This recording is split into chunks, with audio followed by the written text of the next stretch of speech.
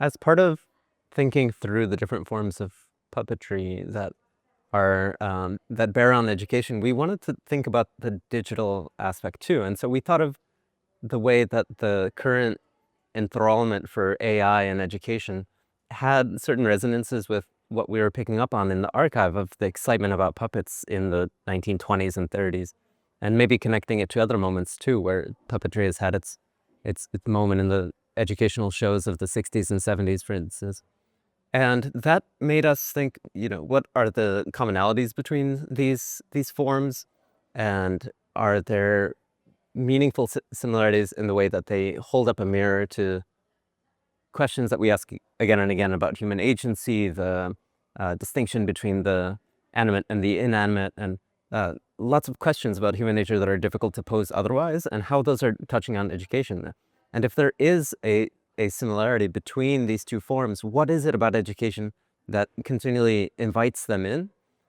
Or alternatively, that keeps them out and makes it so that each time they reappear on the scene, they do so with all the force and anxiety of something that is maybe repressed. I don't know. We had a lot of questions, but we wanted to explore it by making an AI puppet directly and see how much it stayed true to the form. We wanted, in making the puppet story, to give the AI as much autonomy as we thought it needed. So we asked an AI chatbot to produce every aspect of the script. We gave it some cues about the kind of video that we wanted to make, and then asked it to produce both dialogues and sort of stage set directions so that it could be fed directly into a different AI and make all of the content for the video.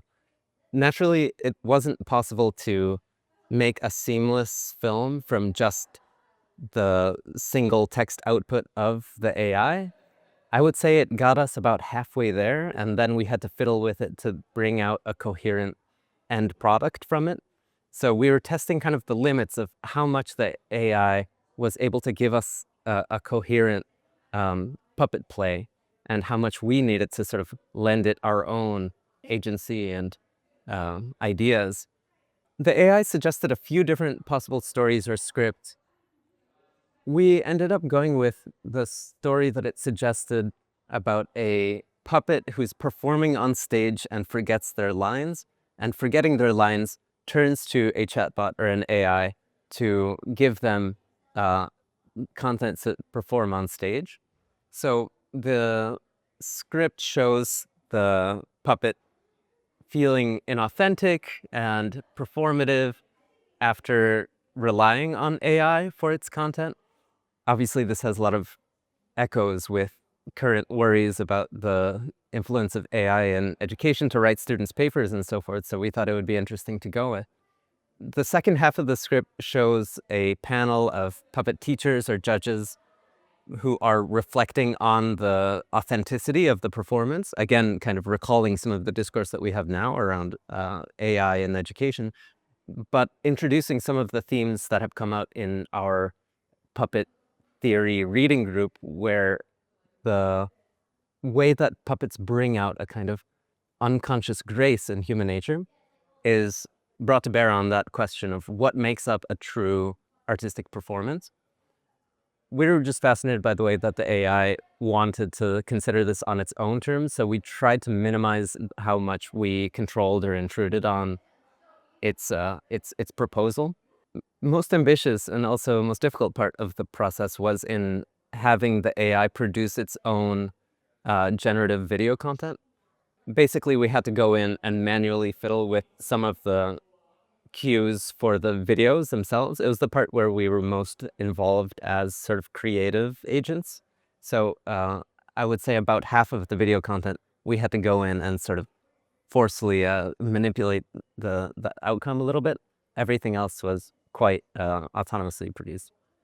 I've noticed educators who have thought about AI being surprised by the comparison between AI and puppetry.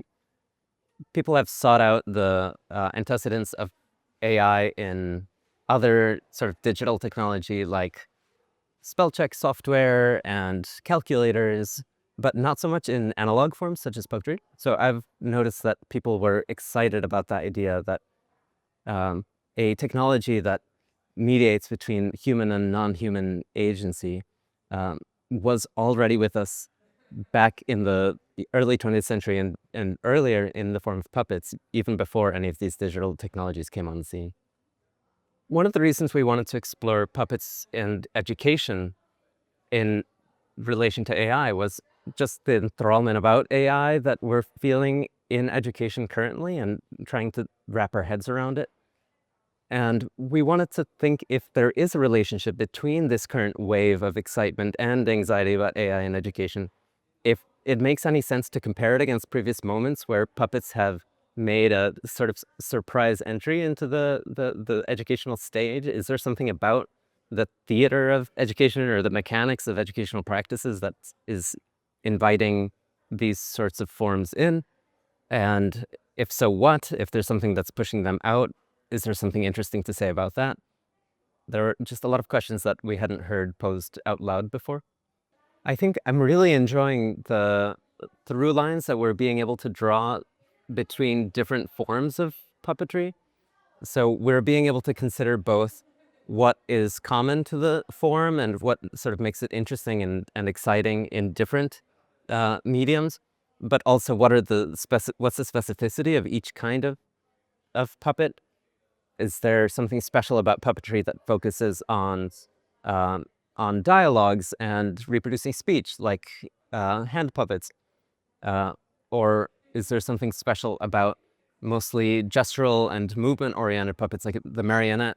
So I think drawing these different forms out and being able to compare them to each other, as well as other unconventional comparisons, like to AI, has brought out a lot of interesting juxtapositions that I wouldn't have thought of otherwise.